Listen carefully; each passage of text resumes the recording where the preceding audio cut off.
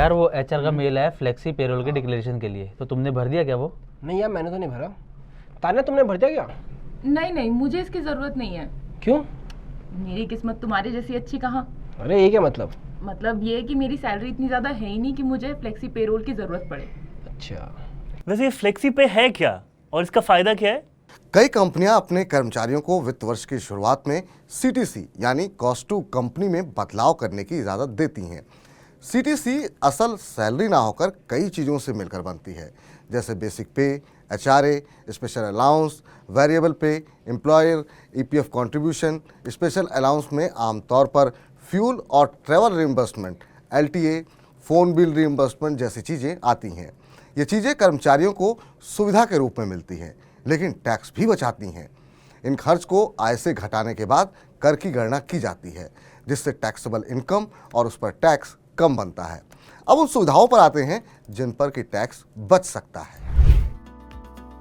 अगर आप नौकरी के दौरान किराए पर रहते हैं तो टैक्स छूट ले सकते हैं। एचआरए क्लेम करने की कंडीशन ये है कि आपको नियोक्ता से एचआरए मिलता हो और आप जिस घर में रह रहे हैं उसका किराया भर रहे हो। छूट का कैलकुलेशन 3 चीजों पर निर्भर करता है। पहला, एचआरए के रूप में मिली वास्तविक रकम। दूसरा, मेट्रो शहर में बेसिक सैलरी प्लस डीए का 50% और नॉन मेट्रो शहर के मामले में बेसिक प्लस डीए का 40%। तीसरा, किराए की वास्तविक रकम से बेसिक सैलरी प्लस डीए का 10% घटाने पर आने वाली राशि। तीनों में से जो कम होगा उस रकम पर टैक्स छूट मिलेगी। आपके व परिवार के घूमने फिरने के लिए कंपनी लीव ट्रैवल अलाउंस यानी एलटीए देती है। यात्रा के लिए प्लेन, ट्रेन या बस की टिकट के लिए जो रकम खर्च की गई है उस पर छूट मिलती है। यात्रा में हुए दूसरे खर्च इस दायरे में नहीं आते हैं। 4 साल के ब्लॉक में 2 बार एलटीए क्लेम कर सकते हैं। विदेश यात्रा पर एलटीए का लाभ नहीं मिलेगा। एलटीए की अधिकतम रकम यात्रा पर वास्तविक खर्च या नियोक्ता से मिली रकम में जो कम है वो होगी। उदाहरण के लिए मिस्टर ए को कंपनी से एलटीए के रूप में 50,000 रुपए मिलते हैं और आपका खर्च 30,000 रुपए है, तो छूट 30,000 रुपए पर मिलेगी। कोविड के दौरान वर्क फ्रॉम होम का कल्चर बढ़ा है, जिससे फोन, इंटरनेट का इस्तेमाल और खर्च बढ़ गया है। आयकर कानून इंटरनेट और फोन बिल जमा करने पर उतनी रकम को इनकम टैक्स से मुक्त रखने की अनुमति देता है। जितने रुपए के बिल भर गए हैं या सैलरी में जो रकम इस मद में दी गई है उसमें जो कम है उस पर टैक्स नहीं लगेगा।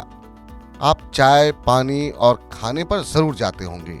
कंपनी आपको काम के दौरान या प्रीपेड फूड वाउचर कूपन के जरिए फूड अलाउंस दे सकती है। इसके तहत एक वक्त के खाने के लिए 50 रुपए टैक्स फ्री होते हैं। इस तरह से ऐसे कूपन का इस्तेमाल कर हर महीने 2200 रुपए यानी सालाना 26,400 रुपए की सैलरी को टैक्स फ्री बनाया जा सकता है। अगर आप ऑफिस के काम के लिए टैक्सी या कैब से आते जाते हैं तो इसे रियम्बर्स कराना टैक्स फ्री होता है। वहीं अगर आप अपनी कार या कंपनी से मिली कार का इस्तेमाल कर रहे हैं तो ईंधन व रख रखाव के खर्च के लिए मिले भुगतान को टैक्स फ्री करा सकते हैं।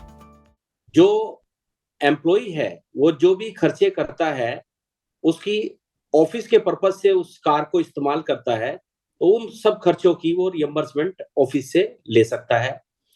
और अगर उसने कार को अपने पर्सनल पर्पज के लिए खर्च किया है तो उसके खर्चे की उसको रियम्बर्समेंट नहीं मिलती।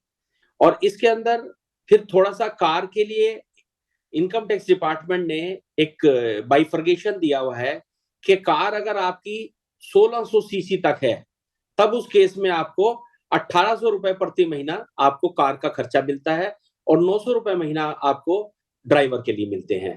और अगर आपकी जो सीसी है वो 1600 से ज्यादा है तब आपको 2400 रुपए महीने का आपको खर्चा मिलता है और 900 रुपए महीना आपको आपके ड्राइवर के लिए मिलते हैं। सपोज आपकी कंपनी आपको 5,000 रुपए देती है कि 5,000 रुपए महीना ड्राइवर के लिए दिया, लेकिन आपको जो अलाउेबल एक्सपेंडिचर है, अलाउेबल जो टैक्स फ्री है वो अप टू 900 रुपीज ही है। 4100 रुपए आपकी इनकम में जुड़ जाएंगे। बड़े बूढ़े हमें बचपन से अखबार पढ़ने की सलाह देते हैं, लेकिन क्या आपको पता है कि अखबार टैक्स भी बचा सकते हैं? किताबें, अखबार और पत्र पत्रिकाओं को खरीदने के लिए किए गए भुगतान भी टैक्स फ्री होते हैं, बशर्ते उनका ओरिजिनल बिल साथ में लगाया गया हो।